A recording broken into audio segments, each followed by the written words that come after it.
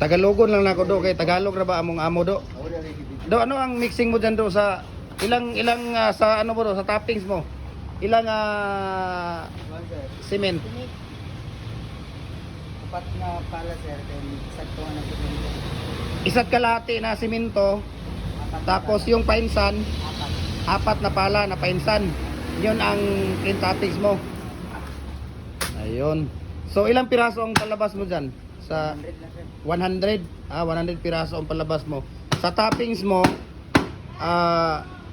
apat na pala na painsan, yung pala na yan, yung tumbo na yan.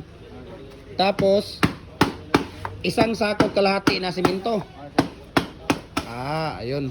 Tapos 100 pieces ang palabas mo. Okay. So ito pala yung ano ni Kuya sa bar niya. Ayan, yung bar niya. Di ba? Napakasimple. Hindi, bibili kami ng ano ninyo. Ipakita namin kung paano ninyo ginawa yung process pa. Ayan, yung process ninyo. Pakita namin kung paano ninyo ginawa yung process, yung ano ninyo. Ayan. Building yan sir, building. Pag red cement, parehas lang kuya, pag red cement. Ano sir, nagyan po yung semento nga ba? Pag red cement, ilang simento sa isang sako? Ang red cement na sir, sa isa ka pala, 3 kilo. 3 kilo na red cement sa isang pala. Tapos ang semento mo? Kung 3 ka bag sir, 4 na gyapon ka pala. Nga ang sakto nga gyapon nga semento. Hindi ko naintindihan kuya. Ang concept, Ang pag red cement ang halo natin, ilang kilo na red cement? sa isang bag sir, Sa isang bag, 3 kilo. 3 kilo. Ang simento mo Isa't kalahati. isa't kalahati na simento. Tapos ilang pala na ano? 3 sir. 3. Parehas lang sa plain. Nagdagdag ka lang ng red cement doon. Ayun, sige. Ayan, nagkaintindihan tayo doon. Ayan si ate. Sige. Ayan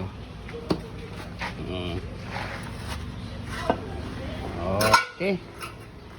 So ito pala, mag-ano muna kayo, mag-negotiate muna kayo sa presyo. Kuya, para mayroon tayong ano.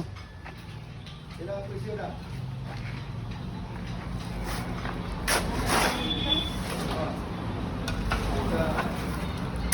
Sa square meter.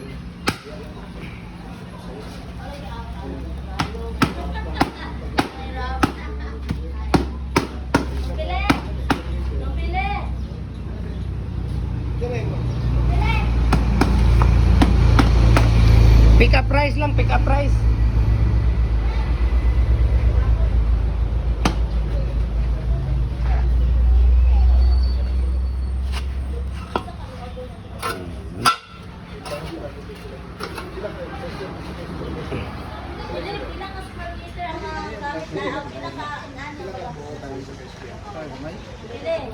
Hindi na buksan. Palit man.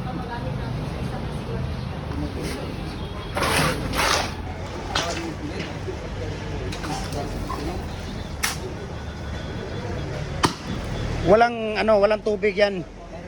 Konti lang. Pero pero depende sa pag medyo basa yung wag na, hindi na kailangan lagyan. Pag basa ang buhangin. Pero pag tuyong-tuyo ang buhangin, kailangan lagyan ng tubig. Pitik-pitik lang, kuya. Huwag lang yan, yung sinasabi ko sa iyo, pitik-pitik lang ganyan ang pagkakaano. Uga mang isa, dali sa mupas. Ha? Uga, dali kayo sa mupas.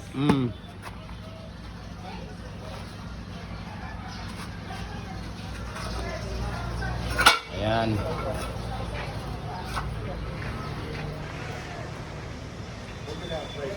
Okay.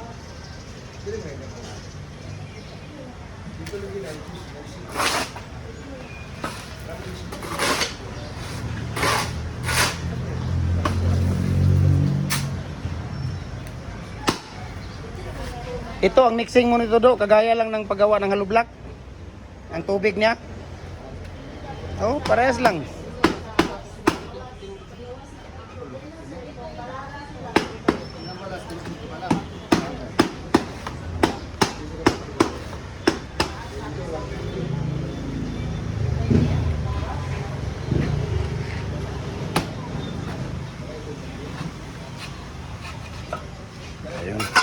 So kuya, uulitin ko yung ano natin kuya ha, yung mixing natin. Yung mixing mo dito sa, sige gumawa ka lang kuya. Ang mixing mo dito sa plain toppings mo, isang sakot kalahati na simento, Oo, sir. tapos tatlong pala na pine sand. Kung lagyan ng red cement, 3 kilo. 120 ang palabas, isang sako.